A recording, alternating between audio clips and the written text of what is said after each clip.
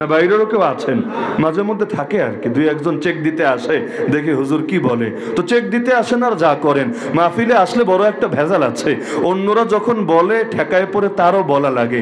এখন মনের কথা যদিও সেটা না, তো জিজ্ঞাসা করলে চুপ তো আর থাকতে পারে না, ধরা খেয়ে যায়, তখন আদর্শের বাইরে গিয়েও কথা বলা লাগে। তাহলে সুন্নাতুল জামাত তো সবাই কি, যে কয়জন চুপ এদেরকে দাঁড় করানো দরকার না?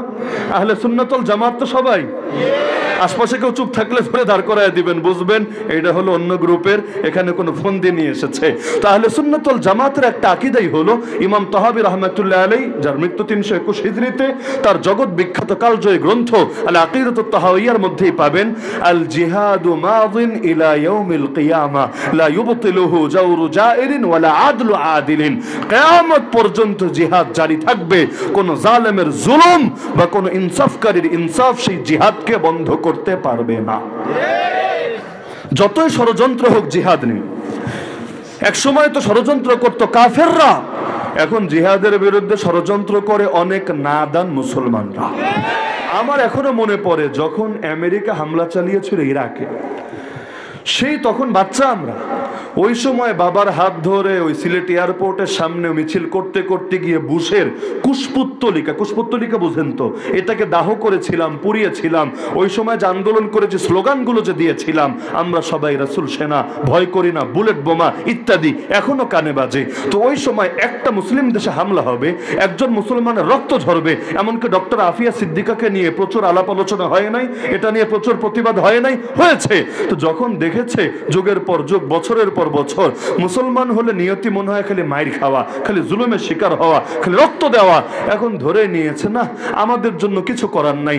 একটা কাফেরের গায়ে একটা চুল বাঁকা হলে কাফের দেশগুলো ঠিকই গর্জে ওঠে, কিন্তু ডেইলি এমন কোনো দিন নাই কয়েকশো মুসলমান ভাই বোন শহীদ হয় না, আহত হয় না, কিন্তু তাদেরকে নিয়ে বলার মতো টাইমে যেন আমাদের নেই।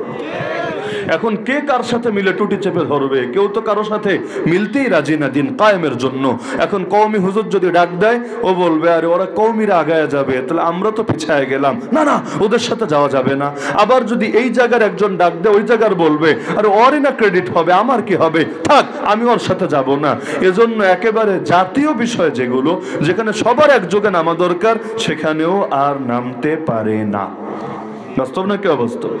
তো এখন নফসের বিরুদ্ধে সার্বক্ষণিক জিহাদ করা লাগে, শয়তানের বিরুদ্ধে সার্বক্ষণিক জিহাদ করা লাগে। আর মানবরূপী যে শয়তানগুলো আছে, যেগুলো প্রকাশ্যে থেকে আমাদেরকে বরবাদ করতে চায়, ধ্বংস করতে চায়, আল্লাহর জমিন আল্লাহর দিন কায়েম হতে দিতে চায় না, খেলাফত ব্যবস্থা প্রতিষ্ঠিত হতে দিতে চায় না। এই যে খেলাফত ব্যবস্থার পতন হয়েছে 1924 সালের 3ই মার্চ আনুষ্ঠানিকভাবে, আজকে কত 2024-এর 4ই মার্চ, মানে 100 বছর পূরণ হয়ে আরো একদিন বেশি হয়ে গেছে। এই যে 100 বছর বোঝেন, পুরো একটা শতাব্দী চলে গেছে খেলাফত বাদে। অথচ পৃথিবীর একজন করে সকল মুসলমানকে জিজ্ঞাসা করেন, তোমরা কি ইসলাম চাও নাকি চাও না? ইসলাম যদি রাষ্ট্রীয়ভাবে প্রতিষ্ঠিত হয় তোমাদের ভালো হবে না মন্দ হবে? অধিকাংশ মানুষই বলবে আমরা ইসলাম চাই, ইসলামই আমাদের জন্য সবচাইতে ভালো হবে। ইসলামের বিকল্প কোনোদিন কোনো কিছু ছিল না, কোনোদিন কোনো কিছু হওয়া সম্ভব না। কারণ ইসলাম দিয়েছেন কে? আর বাকিগুলো বানিয়েছে বান্দা। কই আল্লাহর কই বান্দা? আল্লাহর বান্দার মধ্যে যেমন তুলনা চলে না, আল্লাহর দেওয়া আদর্শ আর বান্দার বানানো মতবাদের মধ্যে তুলনা চলে না। কিসের গণতন্ত্র, কিসের সমাজতন্ত্র, কিসের সেকুলারিজম? আরে দুনিয়ার সব বাদ মতবাদ আর তন্ত্র মন্ত্রকে রাখেন এক পাল্লায়, আর আল্লাহর কালাম কোরআন মাজিদকে রাখেন আরেক পাল্লায়। দেখেন কোন পাল্লা ভারী হয়। আরে কোনো তুলনাই তো হয় না। কেউ যদি আল্লাহর দেওয়া দিন আর মানুষের বানানো আদর্শকে সমান মনে করে, সে আর ইমানদারি থাকে না। তাহলে পৃথিবীর মধ্যে ইসলাম জিন্দা হোক সবাই চায়, কিন্তু হয় না কেন? কারণ হলো ওই যে মানবরূপে শয়তানরা হতে দেয় না। ওরা নিজেদের মুখে নাপাক ফুৎকারে আল্লাহর নূরকে নিভিয়ে দিতে চায়। ইউরিদুনা আন ইউতফিউ নূরাল্লাহি বিআফওয়াহিহিম। যার কারণে ওদের বিরুদ্ধেও সার্বক্ষণিক লড়াই করা লাগে। আহলে সুন্নাত ওয়াল জামাতের আকীদাই এটা। আপনারা আহলে সুন্নাত ওয়াল জামাতের তো সবাই নাকি?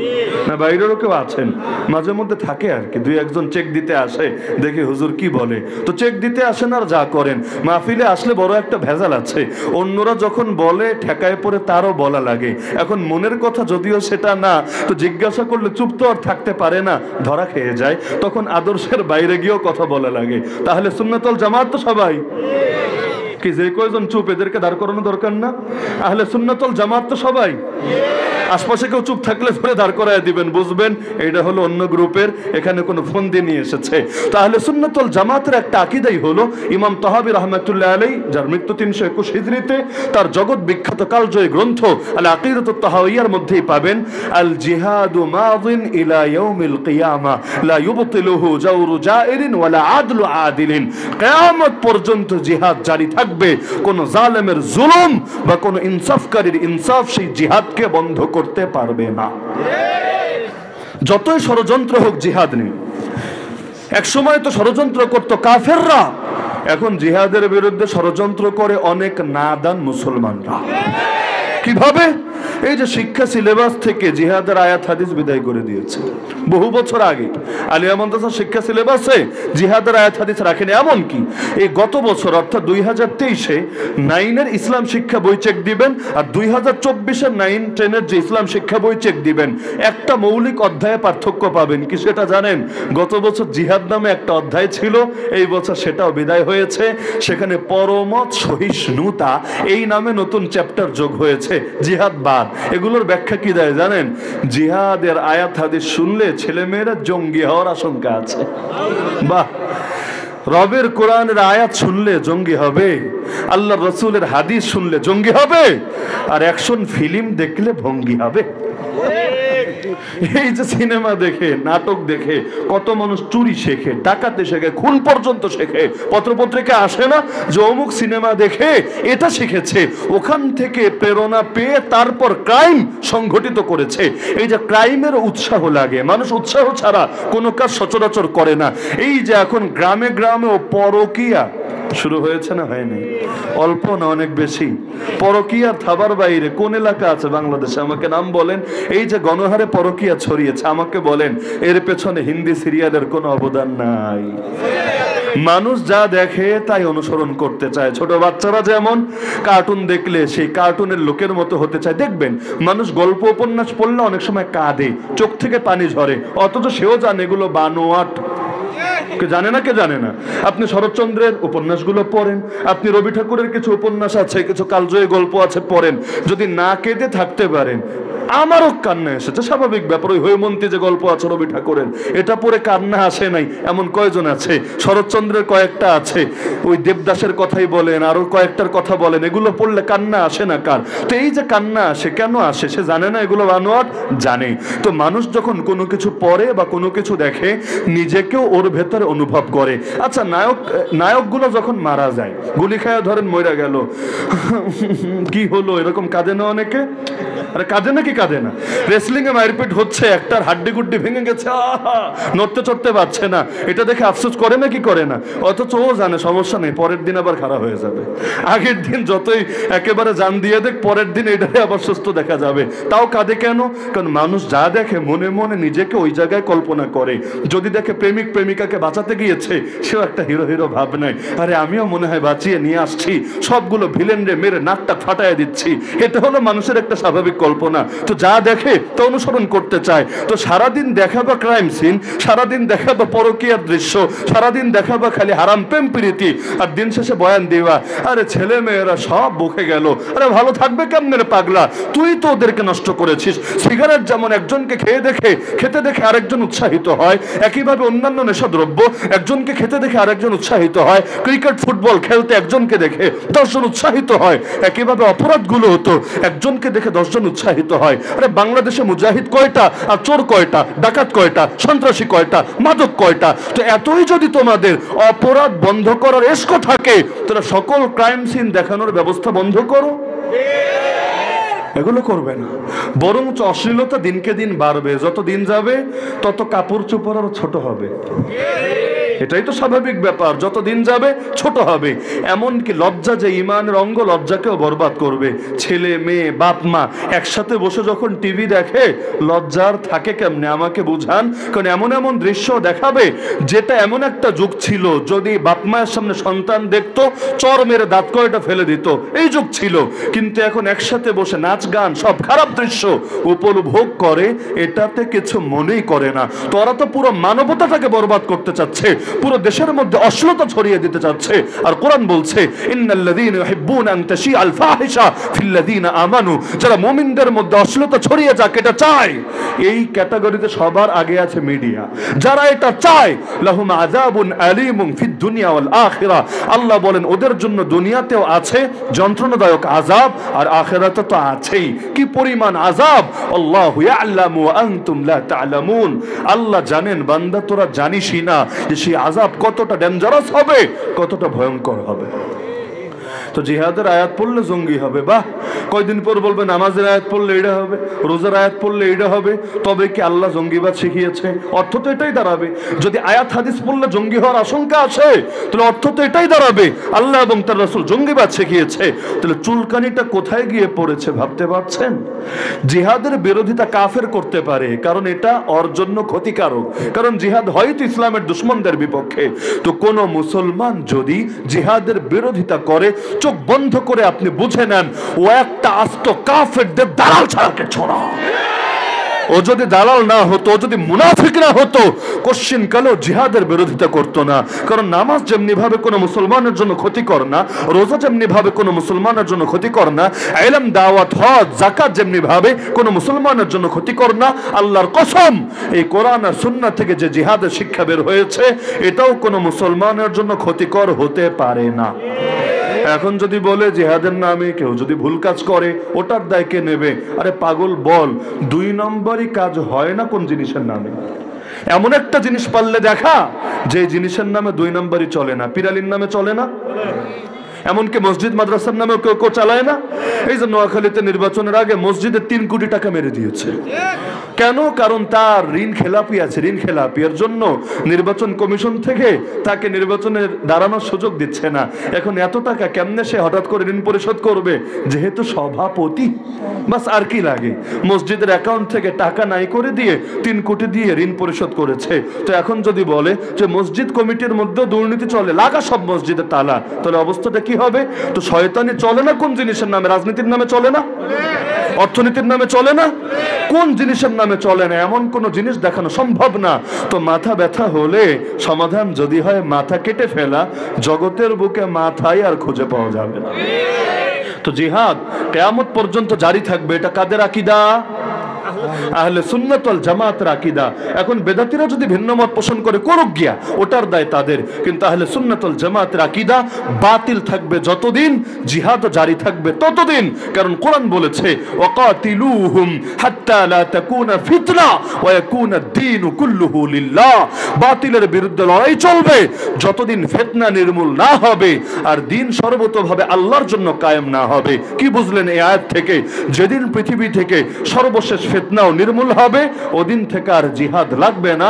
যার জন্য দাজ্জাল যেদিন ধ্বংস হবে, মনে রাখেন দাজ্জাল যেদিন ধ্বংস হবে, নবী ঈসার হাতে আল্লাহর জমিন, আল্লাহর দ্বীন পূর্ণাঙ্গভাবে কায়েম হবে, এরপর আর কোনো জিহাদ লাগবে না। যতদিন বাতিল থাকবে ততদিন জিহাদ থাকবে, যতদিন ভাইরাস থাকবে ততদিন অ্যান্টিভাইরাসও লাগবে, যতদিন চোর আর স্মাগলার থাকবে ততদিন বর্ডার গার্ডও লাগবে। তো ইসলামের বর্ডার গার্ডই হলো জিহাদ, ইসলামের অ্যান্টিভাইরাসই হলো জিহাদ। একইভাবে ওই যে করোনার সময় আপনারা দেখার কথা, কারো কারো দেহে করোনা উল্লেখযোগ্য কোনো প্রভাবে বিস্তার করতে পারে না, ওই স্বাভাবিক সর্দির মতো অন্য টাইমে হয়, এখনো হয়েছে, 2 দিনই শেষ। আর কারো কারো এমন ভয়াবহ হালত হয়েছে মোটামুটি কবরে গিয়েছে বা কবরে যাওয়ার কাছাকাছি পর্যায়ে উপনীত হয়েছে। এর ব্যাখ্যা এই মেডিকেল সায়েন্সের লোকেরা কি দিয়েছে? যে যাদের শরীরের রোগ প্রতিরোধ ক্ষমতা মজবুত, যাদের রোগ প্রতিরোধ ক্ষমতা মজবুত, শুধু করোনা না বহুত ভাইরাস তাদের গায়ে ঢুকতে চাইলেও ঢুকতে পারে না। কেন? ওই রোগের ওই যে ইমিউনিটি সিস্টেম এটা তার সঙ্গে ফাইট শুরু করে, করে করে ভাইরাসের 14 গোষ্ঠীরে কোপায়া শরীর থেকে বিদায় করে যে তুই ঢুকতে পারবি না। এজন্য দেখবেন ওই গরিব ঘরের বাচ্চা যারা আছে না, বা ধরেন ঢাকা শহরে বস্তির বাচ্চারা, দেখবেন সারাদিন ল্যাংডা, নাক থেকে ময়লা পড়ছে, আবার রোদে পুড়ে কালো হচ্ছে, পানিতে সারাদিন গড়াগড়ি খাচ্ছে, কারণ কন্ট্রোল করা যায় না। বাপ চলে গেছে রিক্সা নিয়ে, মা গেছে আরেক বাসায় কাজে, ব্যাস সারাদিন এভাবে পড়েই আছে, উল্লেখযোগ্য তেমন রোগ হচ্ছে না। আবার শহরের অনেক নাদুস নুদুস কিউটের ডিব্বা এমন আছে, একদিন গোসল 5 মিনিটের জায়গায় 7 মিনিট করেছে, ঠান্ডা লেগে নিউমোনিয়া হয়ে জানডা যায় অবস্থা। আজকে হাতে একটু বেশি হয়েছে, পায়ের ব্যথা আর নড়তে পারে না, তারে কোলে নিয়ে তারপর কি আজীব এক অবস্থা, মানে ব্রয়লার মুরগি টাইপের পরিণত হয়েছে। এমন হয় নাকি হয় না? এই শহরের বহুত বাচ্চা এমন, মানে এগুলো দিয়ে আগামীতে জিহাদ কি আর বাতিলের বিরুদ্ধে মোকাবেলা কি, এগুলোকে যদি বলেন 10 মাইল হাঁটতে হবে, এটা ওদের কাছে জাহান্নামের আযাবের মতো কঠিন মনে হবে। তো এই যে দেখা যাচ্ছে যে যারা ওই রকম মাটিতে বড় হচ্ছে, হাওয়া বাতাস খেতে খেতে তার শরীরে রোগ প্রতিরোধ ক্ষমতা মজবুত হয়ে গেছে, এখন সাধারণ ভাইরাসও শরীরে ঢুকতে পারে না। আর কেউ ডুবতে সারাদিন এসিতে থাকতে আর খালি ওই বিভিন্ন রকম ফ্যাট খেতে খেতে শরীর এমন বানিয়েছে সামান্য ভাইরাসের সামনেও টিকে না। এই যে পার্থক্য, জিহাদের ক্ষেত্রেও বিষয়টা এমন, যতদিন পর্যন্ত জিহাদ জারি থাকে ততদিন পর্যন্ত ভাইরাস এসে সুবিধা করতে পারে না, ঢুকতে পারে না। যেদিক থেকে ঢুকতে যায় ওদিক থেকেই অহকে নিশ্চিহ্ন করে দেওয়া হয়। আর যখন রোগ প্রতিরোধ ক্ষমতা একেবারে দুর্বল হয়, সামান্য ফিতনার সামনেও মুসলমানকে মাথা নুয়ে দিতে হয়। যার কারণে দেখেন দুনিয়ার বুকে 200 কোটি নাকি মুসলমান প্রায়, অথচ মাত্র 1 কোটির কিছু বেশি ইহুদি 75 বছর ধরে আমাদের প্রথম কেবলা দখল করে রেখেছে। একদিন দুদিন না, 75 ইয়ার্স। এমনকি যে 4 মাস ধরে টানা রক্তক্ষয়ী সংঘর্ষ চালাচ্ছে, কত হাজার মা বোন, কত শিশু ইতিমধ্যে শহীদ হয়ে গেছে। তবুও এই 1 কোটি ইহুদের বিরুদ্ধে লড়াই এই গুটি কয়েক হামাস মুজাহিদদেরকেই চালাতে হচ্ছে। অথচ আমাকে বলেন, এই যে 57টা মুসলিম দেশ আছে, প্রতিটা দেশের শাসক গোষ্ঠী আছে, প্রতিটা দেশের আর্মি আছে, কোন দেশে ইতিমধ্যে পারমাণবিক শক্তি হাসিল করে ফেলেছে। এত আর্মি দিয়ে, এত সামরিক পাওয়ার দিয়ে, এত পারমাণবিক শক্তি দিয়ে হবে কি? মুসলিম উম্মার দুর্দিনে যদি এগুলো কাজে না আসে, এই পারমাণবিক চুবিয়ে পানি খাবে নাকি? এগুলো পানি পান করে নিজের পেট ক্লিয়ার করার চেষ্টা করবে নাকি? আরে মুসলিম উম্মার শক্তি উম্মার কল্যাণেই যদি কাজে না লাগে, ওই শক্তি দ্বারা আমাদের হবেটা কি? কাফেরের শক্তি কাফেরের বিপদে তো ঠিকই কাজে লাগে। আমেরিকা নিজের অবস্থায় দুর্বল, অর্থনৈতিকভাবে পিছিয়ে পড়েছে, এক আফগানিস্তানে যুদ্ধ করতে গিয়ে এসকো অনেক শেষ হয়ে এসেছে, আবার এদিকে ইউক্রেনে লাগাতে গিয়ে এখানেও তার অনেক শক্তি ব্যয় হচ্ছে। তবুও যখন হামাস ইসরায়েল এই চলমান যুদ্ধটা শুরু হলো, তুফানুল আকসা ইসরায়েলের পাশে দাঁড়ায় নাই, ওরা তো দাঁড়িয়েছে। অথচ এই 57টা মুসলিম কান্ট্রি কি করেছে? আমরা নয়তো দুর্বল, আমি দুর্বল, আপনি দুর্বল, রাষ্ট্রগুলো তো দুর্বল না। আর এই 57টা মুসলিম কান্ট্রি থেকে যদি 1000 করে প্রতিটা দেশ থেকে আর্মি পাঠাতো, তাহলে 57টা দেশের 57,000 সৈনিক গিয়ে এতদিনে তো লড়াইটাকে আরো চাঙ্গা করতে পারতো। কিন্তু একটা মাত্র সৈনিক গিয়েছে, কোনো প্রমাণ দেখাতে পারবেন? তো এই যদি হয় মুসলিম উম্মার অবস্থা। এই যে বাবরি মসজিদ ভাঙা হলো, ভাঙার পরে গত মাস না, তার আগের মাস জানুয়ারির 22 তারিখ রাম মন্দির উদ্বোধন করলো, যেটা মূলত রামরাজ্যের সূচনা। ওদের ভাষ্য অনুসারে 8টা দেশ মিলে একটা মহাদেশ বানাবে, যেটার নাম হবে অখণ্ড ভারত বা রাম রাজ্য। ওই রাম রাজ্যের সূচনা করেছে রাম মন্দির দিয়ে। যেমন আমরা অনেক ভালো কাজ শুরু করি কোরআন তেলাওয়াত দিয়ে, অথবা একটা বড় একটা জায়গা বানাবো শুরু করে মসজিদ নির্মাণ দিয়ে, তো ওরা পুরো অঞ্চলটা যে জয় করবে, রাম রাজ্য বানাবে, সূচনা করেছে রাম মন্দির উদ্বোধনের মধ্য দিয়ে। পৃথিবীতে কোথাও ওই 22 জানুয়ারি এটার বিরুদ্ধে শক্তপোক্ত প্রতিবাদ হয়েছে আমার নজরে পড়ে নাই। অথচ প্রতিবাদ হলে যে বন্ধ হতো বিষয়টা এমন না, 2 জন 4 জন 10 জন 20 জনের প্রতিবাদে কিচ্ছু হতো না, কিন্তু অন্তত দুনিয়া তো দেখতো, অন্তত আল্লাহর কাছে একটা ওজর তো কায়েম হতো যে আল্লাহ পুরোপুরি বন্ধ করতে পারি নাই, কিন্তু তুমি তো তোমার নবী তো জানিয়েছে হাত দিয়ে না পারলে অন্তত মুখ দিয়ে করতে। আমরা হাত দিয়ে পারি নাই, মুখ দিয়ে অন্তত প্রতিবাদ জানিয়েছি, সেটাও তো করি নাই। আচ্ছা বাদ দেন যে ওই সময় হয়তো হুটহাট তারা করে উঠতে পারে নাই, আর নির্বাচন গিয়েছে এখনো সব মাত্র গুছিয়ে আনতে পারে নাই। ওই 22 জানুয়ারি গেল, 22 ফেব্রুয়ারি গেল, আজকে 4 মার্চ, কয়দিন পর আসবে 22 মার্চ, দেখবেন কিচ্ছু হবে না। কেন জানেন? এর একটা কারণ আছে। আগে হয়েছে, এখন হয় না কেন? কারণ ধীরে ধীরে জুলুম আমাদের গা সওয়া হয়ে গেছে। জুলুম আমার এখনো মনে পড়ে, যখন আমেরিকা হামলা চালিয়েছিল ইরাকে, সেই তখন বাচ্চা আমরা, ওই সময় বাবার হাত ধরে ওই সিলেট এয়ারপোর্টের সামনে মিছিল করতে করতে গিয়ে বুশের কুশপুত্তলিকা বুঝেন তো, এটাকে দাহ করেছিলাম, পুড়িয়েছিলাম। ওই সময় যে আন্দোলন করেছি, স্লোগানগুলো যে দিয়েছিলাম, আমরা সবাই রাসূল সেনা, ভয় করি না, বুলেট বোমা ইত্যাদি এখনো কানে বাজে। তো ওই সময় একটা মুসলিম দেশে হামলা হবে, একজন মুসলমানের রক্ত ঝরবে, এমনকি ডক্টর আফিয়া সিদ্দিকাকে নিয়ে প্রচুর আলাপ আলোচনা হয় নাই, এটা নিয়ে প্রচুর প্রতিবাদ হয় নাই, হয়েছে। তো যখন দেখেছে যুগের পর যুগ, বছরের পর বছর, মুসলমান হলে নিয়তি মনে হয় খালি মাইর খাওয়া, খালি জুলুমের শিকার হওয়া, খালি রক্ত দেওয়া, এখন ধরে নিয়েছে না আমাদের জন্য কিছু করার নাই। একটা কাফেরের গায়ে একটা চুল বাঁকা হলে কাফের দেশগুলো ঠিকই গর্জে ওঠে, কিন্তু ডেইলি এমন কোনো দিন নাই কয়েকশো মুসলমান ভাই বোন শহীদ হয় না, আহত হয় না, কিন্তু তাদেরকে নিয়ে বলার মতো টাইমে যেন আমাদের নেই। এই 4 মাস আগে ফিলিস্তিন নিয়ে যে পরিমাণ আলোচনা হয়েছে, এখন হচ্ছে 100 ভাগের 1 ভাগ হচ্ছে, হয় নাই।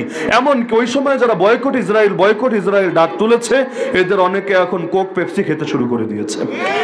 এমন দৃশ্য দেখা গিয়েছে, ইসরায়েল বিরোধী আন্দোলন করে ক্লান্ত হয়ে কোকে টান দিচ্ছে। এই যদি হয় অবস্থা, এত সহজে যদি চেতনা হারিয়ে যায়। ফ্রান্সে আল্লাহ নবীকে গালিগালাজ করা হয় নাই, নবীর কার্টুন ছাপে নাই, শার্লি আব্দো পত্রিকায় আজও পর্যন্ত ক্ষমা চেয়েছে, এমন কোন প্রমাণ আমাকে কেউ দেখাতে পারবেন? ক্ষমা চায় নাই, একটা সরি পর্যন্ত বলে নাই। যদিও চাইলে এটা কবুল হতো কিনা ভিন্ন আলাপ, কিন্তু এতটুকুও করে নাই যে ফ্রান্সের পণ্য এখন কেনে নাকি। ওইটা বাদ দেন, কাদিয়ানি বিরোধী আন্দোলন আমরা করেছি কিনা, এর জন্য আমাদের আকাবিররা রক্ত দিয়েছে কিনা, অথচ এই কাদিয়ানিদের পণ্য, আমার নাম বলা লাগবে না, আপনাদের জানা আছে, এই কাদিয়ানিদের পণ্য কার ঘরে নাই? আমি যদি প্রশ্ন করি কার ঘরে নাই, প্রায় সবাই ধরা খাবে এখানে। এমনকি বড় দুঃখ লাগে, কখনো দেখা যায় মাহফিলের টেবিলের উপরে ওদের পানি দিয়েছে, একাধিক জায়গায় আমার প্রতিবাদ করা লেগেছে, আমি ছুঁড়ে ফেলেছি যে এটার মানে কি? একদিকে খাতমে নবুয়তের পক্ষে বয়ান হবে, আর আরেকদিকে ওরা যাতে খাতমে নবুয়তের উপর কুড়াল চালাতে পারে এজন্য আর্থিকভাবে সাপোর্ট দেওয়া হবে। এর চাইতে বড় তামাশা কি হয়? এখন ওদের পণ্য যদি মাহফিলের টেবিলে শোভা পায়, এর দ্বারা গোটা জাতি কি মেসেজ পাবে? হারামও করা যায় না, হারামের দাওয়াতও দেওয়া যায় না। যারা বাসায় সুদী ব্যাংকের ক্যালেন্ডার টানায় রাখেন, কি বুঝান এর দ্বারা? কি বুঝান আমাকে বলেন? যে সুদী ব্যাংক এটা ভালো জিনিস, কোন মাদ্রাসার অফিসে পর্যন্ত দেখা যায় কেউ এসে টানিয়ে দিয়েছে, এটা কারো নজরে পড়ে নাই, খোলা হয় নাই, কিন্তু ব্যাংকের ক্যালেন্ডার, এমনকি নামধারী ইসলামী ব্যাংকের ক্যালেন্ডার। আরে যে ইসলামী ব্যাংক পরিপূর্ণ শরিয়া মেনটেন করে চলে না, আর পরিপূর্ণ শরিয়া মেনটেন করে চলে এমন একটা ইসলামী ব্যাংক বাংলার জমিনে আমাকে দেখাতে পারবেন না। এখানে কেউ পিওর না। তো ওদের ক্যালেন্ডার যখন আপনি টানাচ্ছেন, আপনার অফিসে যারা আসবে কি মেসেজ নেবে?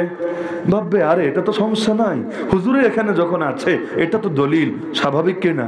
মানুষ যেহেতু আমাদের ফলো করে, আমরা যা করব মানুষ তো তাই করবে। ধরেন আমি হুজুর মানুষ, আমি যদি টাকনুর নিচে কাপড় পরি, আপনি কি করবেন? বলেন না, আপনি কি করবেন?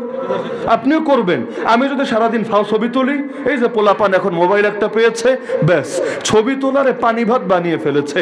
আরে ভাই গুনাহ নাকি গুনাহ, ওইটা যদি রাখো, এটাতে যে দিন দুনিয়ার কোনো ফায়দা নেই তাও তো তুমি জানো। মিন হুসনি ইসলামিল মারই তারকুহু মা লা ইয়ানি, অনর্থক কাজ ছাড়া এটাই মুসলমানের ইসলামের সৌন্দর্য। তাহলে এই যে সেলফি, তাও কার সঙ্গে? বড় বড় হুজুরের সঙ্গে, বড় বড় পীর সাহেবের সঙ্গে, যারা এগুলোকে চরম অপছন্দ করে। এটা কোন ধরনের তামাশা? আমরাই যখন ফাও ছবি তুলবো, জাতি কি করবে বলেন? আমাকে বলেন, জাতি কি করবে? আমরা গজল গাই, ভালো কথা, আমরাই যদি গজলের মধ্যে মিউজিক ঢুকাই, বেডিমেন্সের শরীর ঢুকাই, যদি আমাদের গজলেই যদি এগুলো হয়, তাহলে মানুষ কোথায় যাবে? চিন্তা করেন। আমরা যদি নষ্ট হই 1 বিঘত, জাতি নষ্ট হবে 1 হাত। আমরা যদি নষ্ট হই 1 হাত, জাতি নষ্ট হবে 10 হাত। এটাই নিয়ম। তো যার কারণে এই যে বাংলাদেশে যত বেদাত ছড়িয়েছে না ভাই, মানুষের দ্বারা ছড়ায় নাই, ওদের এই বিক্রি হওয়া মোল্লাদের দ্বারা ছড়িয়েছে। ওরাও বলে আরে আমাদের হুজুররা এগুলো শিখিয়েছে, তুমিও হুজুর, সে হুজুর। আরে দুনিয়ার কেউ বোঝে নাই, তুমি একা বুঝেছো নাকি? যদি ভণ্ডদের পক্ষে হুজুরডি না থাকতো, যাদের নামের আগে মাওলানা মুফতি, কারো কারো নামের শেষে আবার জিহাদি, কেউ ময়দানে জিহাদ কইরা জিহাদি হইলে আরে ধইরা নিয়ে যায় জেলখানায়, কিন্তু 2 নাম্বার জিহাদি হইলে জেলখানায় না, বরং সে থাকে আরো সর্বদা প্রটোকলে। কে আজীব তামাশা! এই যে লোকগুলো, এদের দ্বারা মানুষ ব্রেইন ওয়াশ হয় কি না? আরে হয় কি না? এখন মানুষ তো শুধু কার কপালে কি, ভেতরে কি, এটা দেখে না, মানুষ দেখে দেখতে শুনতে হুজুর লাগে কিনা। আর বেদাতীদের তো মাশাআল্লাহ, এক একজনের চেহারা থেকে যেন নূর চমকে, শরীর তো এইরকম, রিক্সায় উঠলে যেন রিক্সার এক্সেল ভেঙে পড়ে, পেটটা তো মাশাআল্লাহ দুইজনে মিলে যেন উঁচু করে ধরে রাখা লাগবে। কি কি আজিব, কোত্থেকে এগুলোর ধৈর্য আনে আল্লাহ ভালো জানে। ওদের বেশিরভাগ কিন্তু দেখবেন এমন, দেখতে শুনতেও সেই রকম, আর কাপড় তো পরবে 10টা 20টা, মানে পরে আলাদা একটা ভাবসাব। আমাদের হকপন্থী হুজুরগুলো তো অনেক সময় পায়জামাটাও ঠিকভাবে পরে না, লুঙ্গি পরে। এমন না, মাথার মধ্যে টুপিটা ওই 1000 টাকা দামের টুপি না, 10 টাকা 20 টাকা দামের কাপড়ের স্বাভাবিক টুপি। পায়ের জুতা 5000 10,000 টাকার দামের জুতা না, ওই 50 টাকা 80 টাকা দামের একটা স্যান্ডেল। এভাবে হেঁটে হেঁটে যাচ্ছে। যারা চেনার তো চেনে, যারা চেনে না ভাবে কোন খ্যাত জানি, কোন গ্রাম্য হুজুর জানি, এরকম ভাবে কিনা। আর তারা একেবারে যার ভেতরে খালি কলসি, মানে কোনো মালও নাই, থাকবে এমন একটা ভাব নিয়ে আসবে হেলিকপ্টারে চড়ে, আসমান থেকে যেন নাজিল হচ্ছে এই মাত্র। এরপর এসে যখন কথা বলবে আর যায় কোথায়, পাবলিক তো ভাববে এর চাইতে বড় হক হতে পারে নাকি। কারণ শহীদ আনোয়ারউল্লাহকে রহমতুল্লাহ আলাইহি বলেছিলেন, এই যুগে মানুষের হালত হয়েছে এমন, যার প্রসিদ্ধি যত বেশি মানুষ ভাবে তারে তত বড় হক। এটা কিন্তু বাস্তব কথা। প্রত্যেকে তার প্রসিদ্ধির সমান বড়, এটা হলো যুগের কথা। এমনকি এটাই তো বোঝাতে পারবেন না অনেককে, বড় বক্তা হওয়া মানেই বড় আলেম হওয়া না। এমন বহুত বড় বড় আলেম আছে যারা কোনো বয়ানই করতে পারে না, এতে অভ্যস্ত না। আবার এমন বহু তক্তা আর বক্তা আছে যেগুলোর প্যাডে বোম ফুটলেও 1 লাইন বিশুদ্ধ আরবি পড়তে পারবে না। কিন্তু মানুষ যত বড় বক্তা তত বড় আল্লামা, আল্লামাতুদ দাহার, কুমকুমাতুল বাহার, এগুলো ভাবে নাকি? ভাবে না। যার কারণে বড় হুজুরে বলেছে একটা, না না অমুক বড় সেলিব্রিটি পাবলিক ফিগার বলেছে আর একটা, বা সেটাই হবে দলিল। এগুলোর কারণেই দলাদলি বাড়ছে, এগুলোর কারণেই মানুষকে হেদায়েতের পথে আনা যাচ্ছে না, কারণ তারা এদেরকে দেখে প্রতারিত হচ্ছে। তো বাতিল থাকবে যতদিন, বাতিলের বিরুদ্ধে লড়াই চালাতে হবে ততদিন। এই আজকে সারা দুনিয়া ইহুদিদের কন্ট্রোলে, আরে ফলাফল ভোগ করছে আজকে, কিন্তু এর বীজ রোপণ করেছে 200 বছর আগে। এই নিউ ওয়ার্ল্ড অর্ডার একদিনে কায়েম হয়ে যায় নাই। 200 বছর আগে প্ল্যান সাজিয়েছে, 200 বছর পর এসে ফল ভোগ করছে।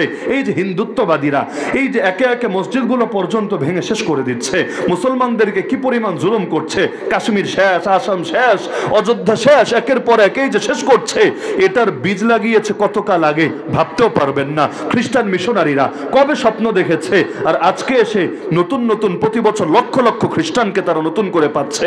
তো এরকম ওরা বীজ লাগায় বহু আগে, ফল ভোগ করে বহু পরে, আর আমরা হলাম হুজুগে আর তাড়াহুড়া প্রবণ। হলে আজকে দিনের মধ্যে হবে, না হলে আগামীকাল কোনো আলাপ নাই। এটাই আমাদের অবস্থা। না হলে আমাকে বলেন, এই যে আরাকানের মুসলমানরা যে মাজলুম, রোহিঙ্গা, যদিও তাদের মধ্যে অনেক দুর্বলতা আছে, এটা স্বীকার করি আমি, অনেক ত্রুটি আছে নৈতিকভাবে, স্বীকার করি আমি। আর এটা লিখে রাখবেন, কোন একটা জাতির মধ্যে শিক্ষার হার যদি কম থাকে, কোন একটা জাতির মধ্যে শিক্ষার হার যদি কম থাকে, আর দীর্ঘকাল পর্যন্ত তাদের উপর জুলুম আর নিষ্পেষণ চলতে থাকে, তাহলে সেই জাতির মধ্যে অনেক ধরনের সমস্যাই ঢুকে পড়ে। বাংলাদেশে আমরা দেখেছি, আপনাদের এদিকে আছে কিনা জানি না, কখনো এমন হতো যে ছেলের জন্য মেয়ে একটা পছন্দ করছে বিয়ের পাত্রে হিসাবে, যখন শুনেছে ওই মেয়ের বাপের 2 সংসার, আপনাদের এদিকে আছে কিনা আমি জানি না, অনেক সময় দেখা যায় কিছুটা পিছিয়ে এসেছে। পিছিয়ে কেন? 2 সংসারের মেয়ে মনে হয় ঝগড়াতে হবে, এই যে একটা মানসিকতা, যদিও সবার ক্ষেত্রে সত্য হবে না, তো মানসিকতা গড়ে উঠলো কেন? তার মানে যেই মেয়েরা ছোটবেলা থেকেই বিভিন্ন পারিপার্শ্বিক চাপের মধ্যে বড় হয়, এক কুল ঠিক রাখতে গেলে আরেক কুলে সমস্যা হয়, এই ঝগড়া করে করে বৈষম্যের শিকার হয়ে হয়ে বড় হয়, অনেক সময় তাদের ভেতরেও কিছু রোগ ঢুকে পড়ে, এমনটাই মানুষ ধারণা করে। বাস্তব না অবাস্তব এটা আপনারা বিশ্লেষণ করেন গিয়ে, এমনটা মানুষ ধারণা করে। তো রোহিঙ্গা জাতিকে আজকে থেকে মাজলুম, 10 বছর আগ থেকে মাজলুম, আরে 50 বছর অধিক সময় ধরে মাজলুম, শিক্ষা দীক্ষার দিক থেকেও পিছিয়ে। তো তাদের মধ্যে বিভিন্ন নৈতিক দুর্বলতা থাকতে পারে, কিন্তু তারা আল্লাহকে রব মানে কিনা, মুহাম্মদুর রাসূলুল্লাহ সাল্লাল্লাহু আলাইহি ওয়াসাল্লামকে নবী এবং রাসূল মানে কিনা, তাহলে তারা আমাদের ধর্মের ভাই বোন কিনা? যদি ধর্মের ভাই বোন হয়, তাদেরকে নিরাপদ ভূমি ফিরিয়ে দেওয়া শরীয়তের পক্ষ থেকে আমাদের কাঁধে অর্পিত ফরজ দায়িত্ব কি না? কিন্তু দেখেন, চেতনা শেষ নাই।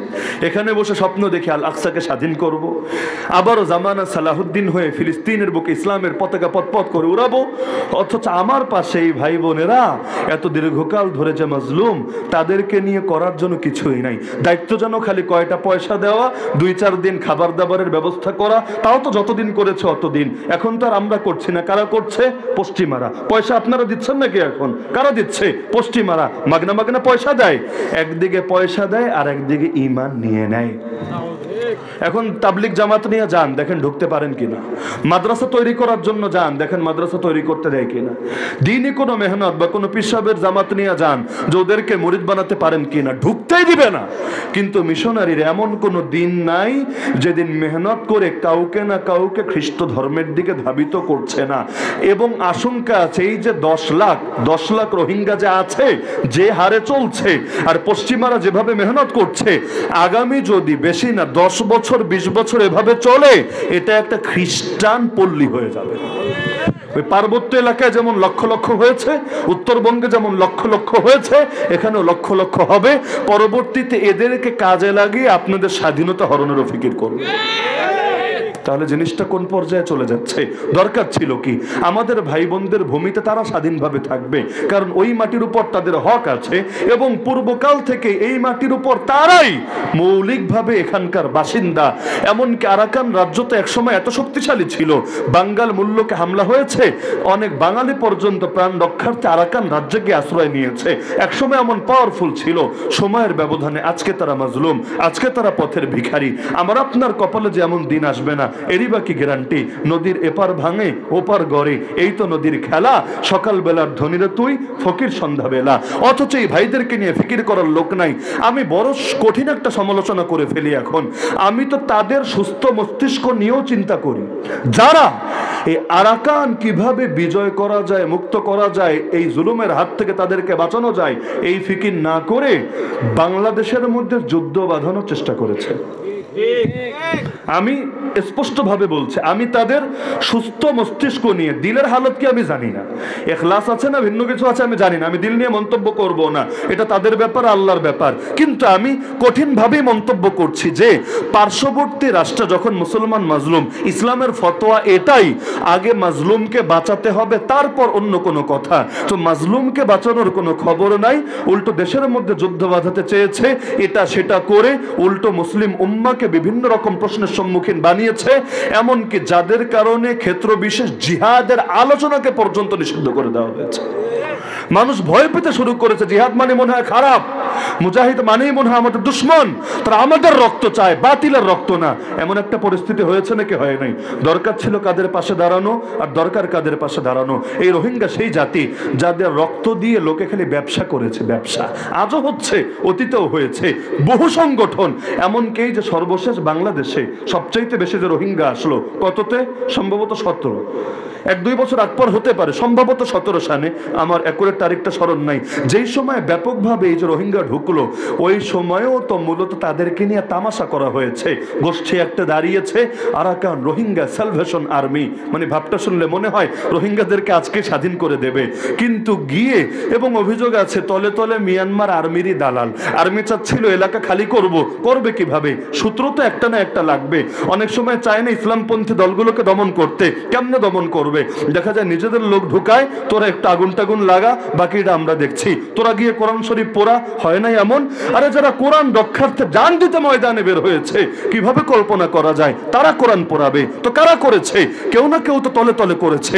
হয়তো এর পেছনেও নীল নকশা আছে যে সবাইরে তো দমন করতে হবে, তোরা আগে প্রেক্ষাপট প্রস্তুত কর গিয়ে। তো এখন এদেরকে তলে তলে ইশারা দিয়েছে, এমন অভিযোগ আছে, তোরা একটু হামলা করবি আমাদের ক্যাম্পে, যদিও কিচ্ছু হবে না, খালি একটু দেখাবি যে না আমরা তোমাদের ক্ষতি করছি। ব্যাস, সামান্য একটু নামকাস্তে হামলার অভিযোগ হয়েছে, ব্যাস পুরো এলাকাটা তছনছ করেছে। লক্ষ লক্ষ রোহিঙ্গা এই দেশে আসতে বাধ্য হয়েছে। অনেকে তো সেই নদীর মধ্যেই চিরতরে বিলীন হয়ে গিয়েছে, না এপারে আসতে পেরেছে না ওপারে আসতে পেরেছে। এই যে ভয়াবহ জুলুম হয়েছে, এরপর প্রায় অর্ধযুগ চলে গেল। ওই দল কই, ওই সংগঠন কই, ওই যুদ্ধ কই, ওই রক্তারক্তি কই, ওই অপারেশন কই? কিচ্ছু নাই। আজকে তাদের নাম গন্ধও তো খুঁজে পাওয়া যাচ্ছে না। তার মানে এই মজলুম জাতিকে নিয়ে তামাশা বহুত হয়েছে, বাস্তবে তাদের পাশে দাঁড়ানোর মতো গরজ খুব কম লোক অনুভব করেছে। এমনকি আলোচনাগুলোকেও আজকাল অনেকে অনর্থক মনে করে। বাস্তবে যেগুলো কি দরকার হুজুর, এগুলো কি কোরআন হাদিসের কথা? তো কোরআন হাদিসের কথা কি তোর মাথা? আরে কোরআন হাদিসের কথা খালি 1,500 বছর আগের কিচ্ছা। যুগকে যদি কোরআনের আয়নায় কেউ না দেখে, তাহলে কোরআন সব জামানার জন্য হেদায়েত হবে কিভাবে? কোরআনের আলোকে প্রতিটা যুগকে দেখতে হবে, মূল্যায়ন করতে হবে। এজন্যই তো কোরআন আয়না, কোরআন হুদাল্লিল মুত্তাকিন, সকল ধরনের মুত্তাকিদের জন্য হেদায়েত। কোরআন শুধু অতীতের কেচ্ছা না, কোরআন শুধু আলমারিতে সাজিয়ে রাখা আর কেউ মারা গেলে বের করে বরকতের জন্য খতম পড়া, এর জন্য নাজিল হয় নাই। বরং কোরআন নাজিল হওয়ার মৌলিক মাকসাদই হলো মানুষ হেদায়েত গ্রহণ করবে, গাইডলাইন বানাবে, কোরআনকে জীবন বিধান দুস্তুর হিসাবে গ্রহণ করবে, তবেই না মানুষের শান্তি আসবে, মুক্তি আসবে। সুতরাং এই কোরআনকে গাইডলাইন বানাতে রাজি আছেন তো? সকল বাতিলের বিরুদ্ধে জিহাদ করতে রাজি আছেন তো ইনশাআল্লাহ? বিশেষ করে যত মাজলুম আছে, মাজলুমদেরকে আল্লাহর রাস্তায় ভুলে যাবেন না। মাজলুম আলেমদেরকেও না, মাজলুম উম্মতদেরকেও না। জেলখানায় 3 বছর কেন, 30 বছরও যদি পড়ে থাকে, আল্লাহর রাস্তায় মাজলুম ওলামাদেরকে ভুলবেন না। মাজলুম উম্মত, আরে যত যুগকে যুগ পার হোক না কেন, ফিলিস্তিনের 75 বছর, কাশ্মীরের প্রায় 50 বছরের অধিক সময়, আরো যতকাল যাক না কেন, আল্লাহর রাস্তায় মাজলুমদেরকে ভুলবেন না। কারণ নবী জানান, আল্লাহু ফি আউনিল আবদ মা কানাল আবদু ফি আউনি আখি। আপনি যতদিন মাজলুমের পাশে থাকবেন, আল্লাহ আপনার সাহায্যে থাকবেন। আল্লাহর সাহায্য চান তো? আরে চান তো? সুতরাং ওই যে প্রথম বাক্য আমি বলেছিলাম, মুসলমানের জীবনই জিহাদের জীবন। সার্বক্ষণিকই তাকে জিহাদ করতে হয়, কখনো নফসের বিরুদ্ধে, কখনো শয়তানের বিরুদ্ধে, কখনো বাতিলের বিরুদ্ধে। তো বসে থাকার সুযোগ নাই, বরঞ্চ যারা বসে থাকবে, নফস আর শয়তান আর বাতিল মিলে তাদের ঈমানকেই হরণ করে নেবে। আল্লাহ আমাদের সবাইকে ঈমানের হক আদায় করে সকল প্রকাশ্য এবং অপ্রকাশ্য বাতিলের বিরুদ্ধে আমরণ, লড়াই এবং সংগ্রাম চালিয়ে যাওয়ার তৌফিক দান করুন। আল্লাহ তাআলা জামিয়াকে কবুল করুন। আল্লাহ তাআলা জামিয়ার যাবতীয় প্রয়োজন গায়বী খাজানা থেকে পূরণ করুন। আগামী কয়েক বছরের মধ্যে দাওরায়ে হাদিস পর্যন্ত উত্তীর্ণ হওয়ার তৌফিক দান করুন। আমিন। ওয়া আখিরু দাওয়ানা আনিল হামদুলিল্লাহি রাব্বিল আলামিন। মুআজ্জাজ হাজিরিন, আমরা ধৈর্য ধরে 5টা মিনিট বসি। হযরত অত্যন্ত গুরুত্বপূর্ণ বয়ান রাখছেন। হুজাইফ সাহেব আমাদের মধ্যে এসে গেছেন, কয়েক মিনিটের ভিতরে উনি চলে আসবেন ইনশাআল্লাহ। আমরা এক বাদ দি করেন 9:30টার ভিতরে ইনশাআল্লাহ হুজুরের বয়ান হবে। তো মুআজ্জাজ হাজিরিন, আপনারা একটু মেহেরবানি করে 5টা মিনিট ধৈর্য ধরেন। আমাদের মাদ্রাসার এই বছর 6 জন হাফিজ হিফজ শেষ করেছেন, তাদেরকে আমরা সম্মানের পাগড়ি দিব, দস্তারে ফজিলত। আমরা যারা পাগড়ি নেবেন স্টেজের পাশে চলে আসেন। আমরা মেহেরবানি করে 10টা মিনিট ধৈর্য ধরে বসি। আমাদের মুরব্বীরা যারা মাদ্রাসার সাথে বহুদিন যাবত আমার আগের থেকে জড়িত, ওনারা বাইরে থেকে আসছেন, আমরা ওনাদের